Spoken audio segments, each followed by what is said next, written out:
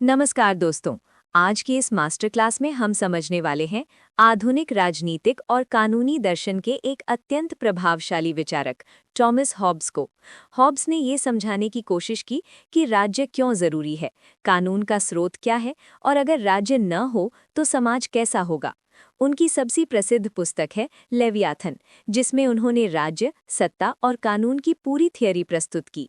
आज की इस मास्टर क्लास में हम समझेंगे: 1. हॉब्स का परिचय, 2. State of nature, 3. Social contract theory, 4. Hobbes के अनुसार लॉ और सॉवरेनिटी, 5. हॉब्स की ज्यूरिस्प्रूडेंस की विशेषताएं, 6. क्रिटिसिज्म। टॉमस हॉब्स 1588 से 1679 तक एक प्रसिद्ध इंग्लिश फिलोसोफर थे।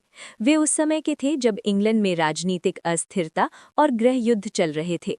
इन परिस्थितियों ने हॉब्स को ये सोचने पर मजबूर किया कि अगर मजबूत राज्य न हो तो समाज में क्या होगा। इसी सवाल का जवाब उन्होंने अपनी पुस्तक लेवियाथन में दिया। हॉब्स की थियरी का सबसे महत्वपूर्ण हिस्सा है state of nature. State of nature का मतलब है वह स्थिति जब कोई राज्य, सरकार या कानून मौजूद नहीं होता। हॉब्स के अनुसार इस स्थिति में हर व्यक्ति अपने स्वार्थ के लिए काम करेगा, कोई सुरक्षा नहीं होगी और हर व्यक्ति दूसरे के खिलाफ संघर्ष करेगा। उन्होंने इसे प्रसिद्ध वाक्य में कहा, life in the state of nature is solitary, poor, nasty, brutish and short, यानी बिना राज्य के जीवन असुरक्षित, हिंसक और बहुत कठिन होगा।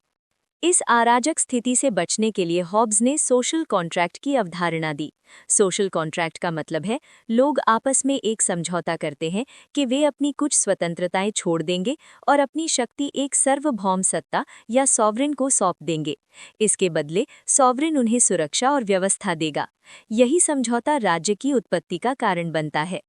हॉब्स के अनुसार सॉवरेनिटी। हॉब्स के अनुसार राज्य में एक शक्तिशाली सॉवरेन होना जरूरी है। ये सॉवरेन हो सकता है राजा, संसद या कोई भी सर्वोच्च सत्ता, लेकिन उसकी शक्ति पूर्ण, एब्सोल्यूट होनी चाहिए। क्यों? क्योंकि अगर सॉवरेन कमजोर होगा तो समाज फिर से अराजकता में चला जाएगा। हॉब्स का मानना था मजबूत सत्ता ही शांति और व्यवस्था बनाए रख सकती है।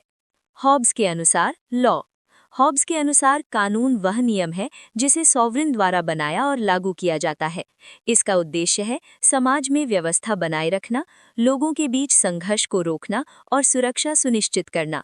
इस दृष्टिकोण से हॉब्स की सोच बाद में लीगल पॉजिटिविज्म की नींव बनती है। उनके अनुसार कानून का स्रोत राज्य है, कानून का उद्देश्य शांति और सुरक्षा है। हॉब्स की ज्यूरिस्प्रूडेंस की कुछ प्रमुख विशेषताएं हैं। 1. स्ट्रॉन्ग सॉवरेनिटी, राज्य की शक्ति सर्वोच्च होनी चाहिए। 2. सिक्योरिटी फर्स्ट, कानून का मुख्य उद्देश्य सुरक्षा और व्यवस्था है। 3. सोशल कॉन्ट्रैक्ट, राज्य लोगों के समझौते से बनता है। 4. लॉ एज कमांड, कानून सॉवरेन का आदेश होता है। इन विचारों ने बाद में कई कानूनी सिद्धांतों को प्रभावित किया।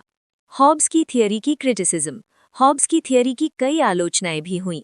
1. एब्सोल्यूट पावर का खतरा, अगर सॉवरेन को बहुत ज्यादा शक्ति दी जाए तो वो तानाशाह बन सकता है। 2. इंडिविजुअल फ्रीडम की कमी, हॉब्स की थियरी में व्यक्ति की स्वतंत्रता कम महत्व रखती है। 3. डेमोक्रेसी के खिलाफ, उनकी सोच अधिकतर एब्सोल्यूट मोनार्की को समर्थन देती है, इसलिए कई आधुनिक विचारकों ने उनकी थियरी को सीमित माना। क्रिटिसिज्म के बावजूद हॉब्स का योगदान बहुत महत्वपूर्ण है। उन्होंने आधुनिक सोशल कॉन्ट्रैक्ट थियरी की नींव रखी, राज्य और कानून के महत्व को समझाया, राजनीतिक दर्शन को नया दृष्टिकोण दिया। उनके विचारों ने बाद में लॉक, रूसो और ऑस्टिन जैसे विचारकों को प्रभावित किया।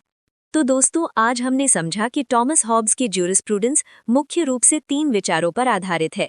1. State of nature, 2. Social contract, 3. Absolute sovereignty. Hobbes के अनुसार अगर मजबूत राज्य न हो तो समाज अराजकता में चला जाएगा, इसलिए कानून और राज्य का अस्तित्व मानव समाज की सुरक्षा और स्थिरता के लिए आवश्यक है।